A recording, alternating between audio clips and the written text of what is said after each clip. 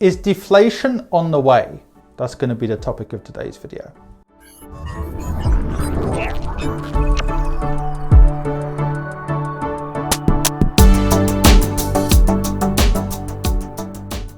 So if you're an expat or a high net wealth individual, reach out today on adamfire.com and see how I can help you. Now on this video, I'm going to talk about Cathie Wood's comment about deflation.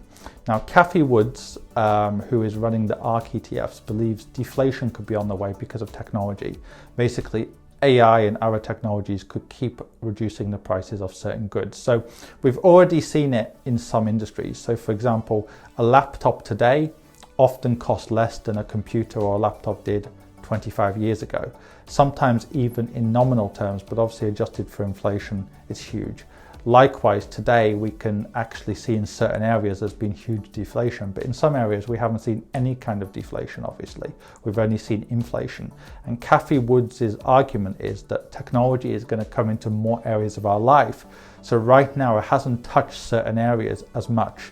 So for example, housing, or there's so many things that technology hasn't essentially collapse the price of.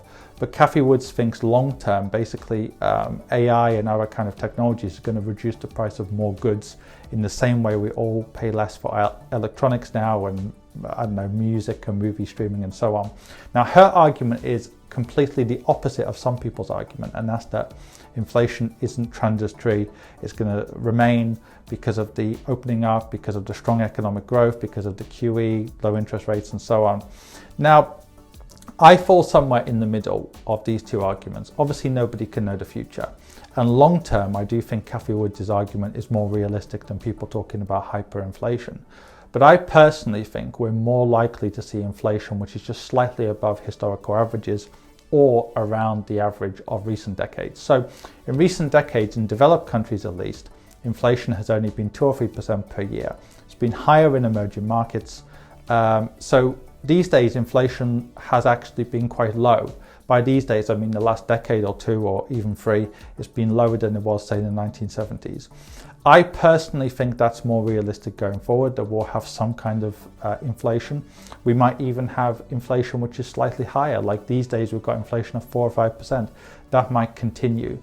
But the reason I think that's more realistic than, say, deflation is that I think that governments and central banks around the world are committed to low inflation, but having some inflation in the system.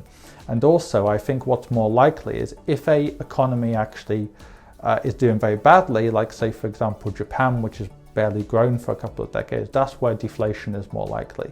But if you've got an economy which is growing even by 2% per year, say like the United States or even the UK, I think it's less likely. I also think that asset price inflation is here to stay because of the low interest rates. But obviously I'm not an economist. I don't know for sure, nobody knows for sure.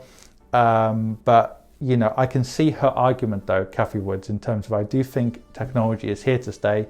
It will deflate more prices over time in more industries. And I think that could counterbalance some of the inflationary trends. And those inflationary trends are quite simple.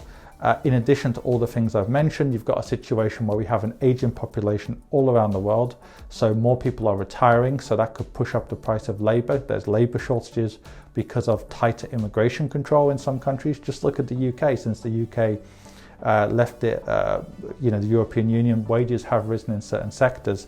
We could see that across more countries. We also have a situation where supply chains are moving closer to home. And with the whole environmental movement as well, that could push up taxes. It could also push, companies to move closer to home. So there are a lot of inflationary pressures, but there's a lot of deflationary ones as well. And they could end up kind of cancelling each other out to a certain extent. And we could end up having just pretty low inflation over time. How can I help you? In 2 ways. First of all, are you an expat, a high net wealth individual, or just somebody who lives in a part of the world where it's difficult to get access to quality investment solutions? In which case, go onto my website on adamfire.com and find out more.